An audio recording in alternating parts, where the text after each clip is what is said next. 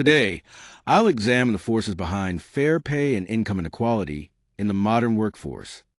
We'll look at what employers are responsible for, how wage policies shape opportunity, and why unequal outcomes often reflect broader systemic conditions rather than individual choices alone. Fair pay is not only about the size of a paycheck, it is also about consistency, transparency, access, and economic dignity. Together, these ideas help us understand how business environments influence equity and where meaningful change can begin. Today, I'll cover four connected areas. First, we'll examine the legal foundations of fair compensation, including minimum wage laws, equal pay legislation, and employer compliance. Next, we'll look at how pay policies are designed and how compensation structures can serve different groups of employees. We'll then consider income inequality, focusing on the ways pay policies can contribute to broader wage gaps across society. Finally, we'll discuss equity strategies, including practical approaches employers use to promote greater fairness in compensation. This slide outlines the legal foundation of fair pay in the United States. The Fair Labor Standards Act of 1938 established federal minimum wage requirements, overtime protections, and child labor standards for covered workers. The Equal Pay Act, passed in 1963, focused specifically on ensuring equal pay for equal work, regardless of sex. Title VII expanded the protections by prohibiting pay discrimination based on race, color, religion, sex, or national origin in organizations with 15 or more employees. Together, these laws create the core framework for workplace pay equity. This slide highlights why wage compliance deserves close attention. Employers may face back pay awards, fines, and reputational damage when they fail to meet their obligations. The impact also extends beyond legal exposure, because noncompliance can weaken employee trust and contribute to costly turnover. One especially important point is that state and local minimum wages may be higher than the federal minimum of $7.25 per hour. Employers must apply the highest rate that governs their workplace, rather than relying automatically on the federal floor. This slide shows how pay policies are built through three connected stages. First, job evaluation determines how roles are assessed and compared.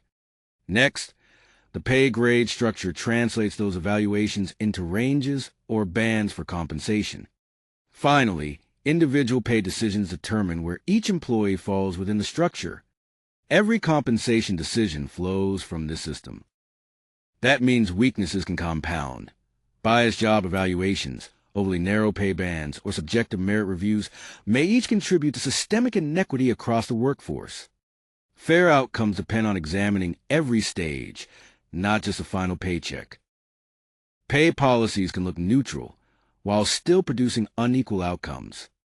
The key issue is how these policies operate in practice, not just how they are written. Discretionary bonuses may reward employees with closer relationships to managers, often benefiting higher earners. Salary history anchoring can carry past underpayment into a new role, especially for women and minorities. And when promotion standards are unclear or biased, some employees are repeatedly passed over. Over time, these decisions compound, widening pay gaps even without an explicit rule that treats groups differently. This slide highlights the dramatic expansion of the CEO-to-worker pay gap. In 1965, the average CEO earned about 21 times what a typical worker made. By 2022, that figure had risen to 344 times the typical worker's pay, according to the Economic Policy Institute. This widening divide reflects decades in which executive compensation grew far faster than wages for rank-and-file employees.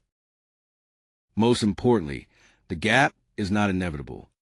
It reflects deliberate decisions by corporate boards, compensation committees, and executives about how pay is structured and rewarded.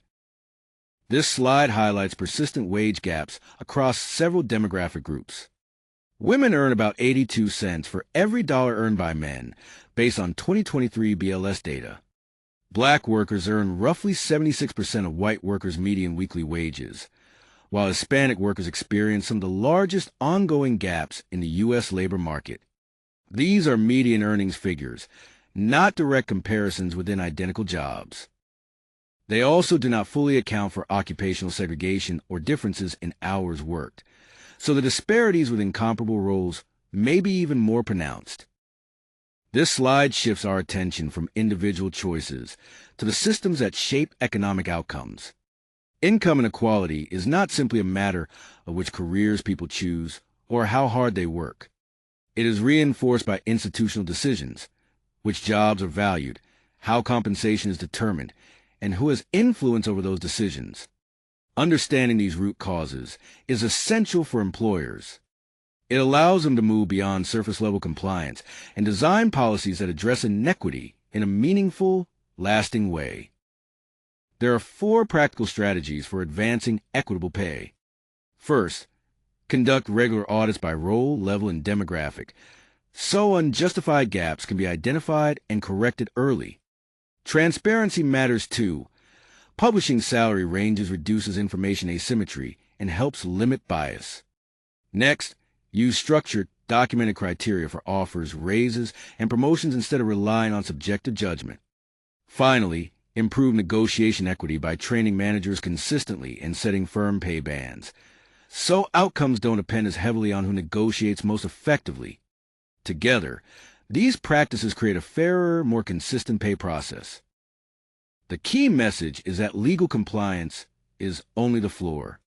Policy design shapes pay outcomes, while transparency and data help employers identify and close gaps.